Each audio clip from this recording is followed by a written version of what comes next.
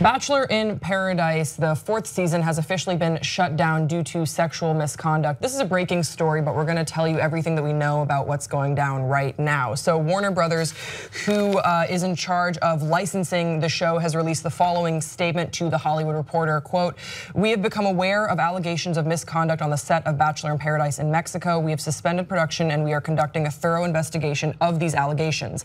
Once the investigation is complete, we will take appropriate responsive action." Now, the host of the show, Chris Harrison, spoke with People. He gave a lengthy statement. We're just gonna read a section of it because he doesn't really give any details. He just sort of wants to calm the fan base and reassure everyone that they are going to come out with all the information when they have it. He says, quote, "Let me start by saying the safety and care of the cast and crew of our show is the utmost importance to us. It is with this thought in mind that we have made the decision to suspend filming. An investigation into the situation was started immediately. Warner Brothers is handling the details of the investigation. They're moving quickly to gather all the facts, and once that's done, a clear, concise decision can be made about where we go from here." But I mean, like a show with The Bachelor, with Bachelor in Paradise, a lot of people are speculating, a lot of people are speaking to sources, so we do have some idea of what went down. A source close to the series told Los Angeles Times reporter Amy Kaufman that the misconduct in question involves a sexual encounter between DeMario Jackson and Corinne Olympios that led one producer who witnessed it to file a third-party complaint. Now, I reached out to my girlfriend who's a lawyer about what exactly is a third-party complaint, and she said the following. One party sues another, let's say P for plaintiff sues D for defendant, then another party, let's say T for third party, comes in and basically says, hey, I was hurt in the same car accident, or I was defrauded in the same Ponzi scheme, or whatever the suit is about. They want to join in the lawsuit, so they file their own complaint against D and join in on the same suit. It's also called impleter. So that gives you an idea that someone may have witnessed something going down, and even though they were not directly affected, they did file a third party suit. Now back to what Amy Kaufman from the Los Angeles Times is saying from her source. Quote, "I just spoke to a source who says he knows why Bachelor in Paradise was just canceled. Here we go. On the first day of production Sunday, DeMario and Corinne got extremely drunk per my source. Corinne came up to DeMario at the bar and kissed him. They proceeded to the pool where they got naked. From this point forward, things turned into softcore porn. They did not have sex, but it was very raunchy. The following day, Monday, a producer who witnessed this hookup did not show up to work. According to my source, this producer went on to sue the production for misconduct over what she witnessed between DeMario and Corinne." And now you may know her as Girl with No Job. Claudia Oshry, who is friends with Olympios, has said that, quote, "The part that's unclear is a producer was either watching while it happened and didn't do anything. We were also told a producer was watching while it happened, tried to stop it, and was told by production to hold back." So we're getting a lot of conflicting details here. DeMario and Corinne have not spoken directly or released statements. However, sources close to them have spoken publicly about what went down. It doesn't seem like either of them are accusing the other of an assault, but it seems as though they were both too drunk to consent. They acknowledge that there's a blurry line with regards to consent.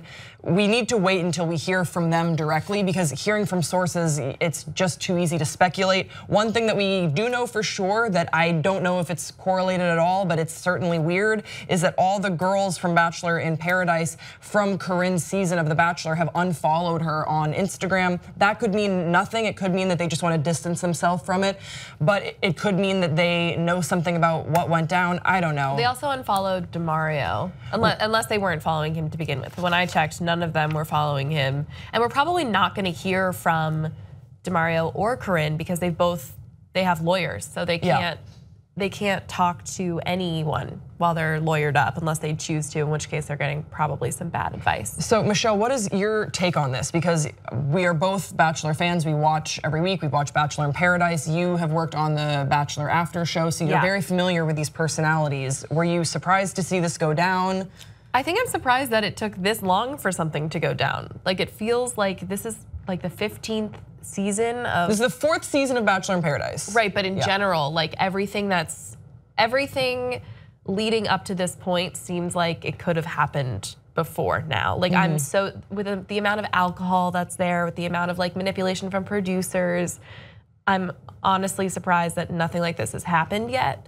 But I think it's such a gray area. Like, I don't want to say anything because we don't know all the details. All we know are that from another article that I read, Corinne and DeMario were told that they were going to be like paired together. So they were, because they were both villains from their respective seasons. Yeah, and that's what they sort of do. Right. So that's they're an interesting couple. When I say that's what they sort of do, I'm not referring to Corinne and DeMario. I'm referring to the show. It will notoriously pair sort of controversial picks because it will keep people watching. So remember last year it was Lace and Chad, and that was sort of a crazy pairing. And that was honestly really similar to what happened here. If you think about it, like Lace got super drunk and then she was making out with Chad in a pool, and then things kind of turned not great and they started yelling at each other and fighting, and then it led to Chad being sent home because he wasn't welcome on the island.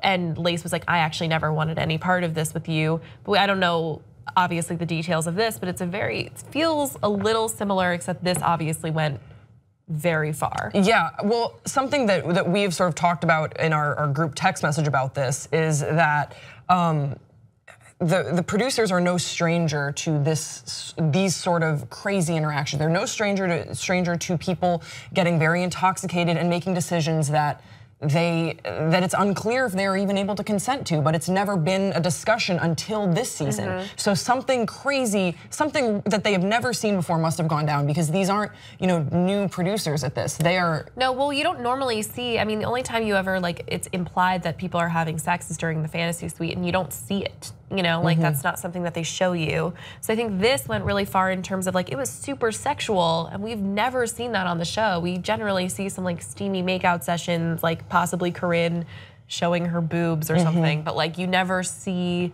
anything like what they're describing, which it was oral sex and things like that. And I think that that's probably something that was a big concern, because if they're just rolling the cameras and they obviously they've had a lot to drink, I'm sure someone saw that and was like, there's no way that what they're doing is something that they can both be aware that they're doing and consent to doing.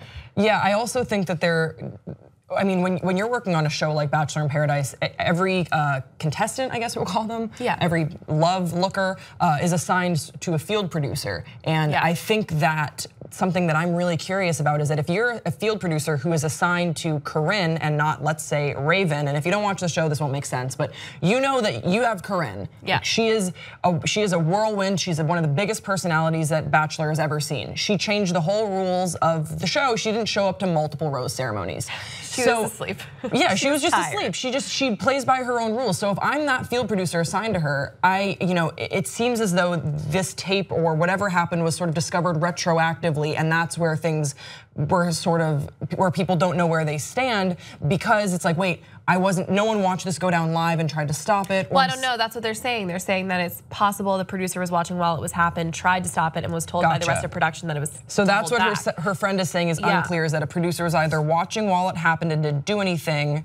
Because they're always watching. There's never a time, it's not like a Big Brother house where their camera's set up and then they just leave. They're constantly filming. So they had to have had, I mean, we haven't seen the footage, so we don't know the angles and stuff, but when people are making out in a pool, they push in on that. They're watching the whole time. So this clearly, something happened here where someone felt uncomfortable and it went too far, but I can't imagine that it was something that everyone discovered later. I think that they would have had to. Because that's something that we've been seeing online too, is that some people are saying that this was a later discovery and that's why shit hit the fan. But now that I'm thinking about it, with the timing, I don't know how that would work. Yeah, and I know now they're wondering. Everyone's wondering, is it canceled?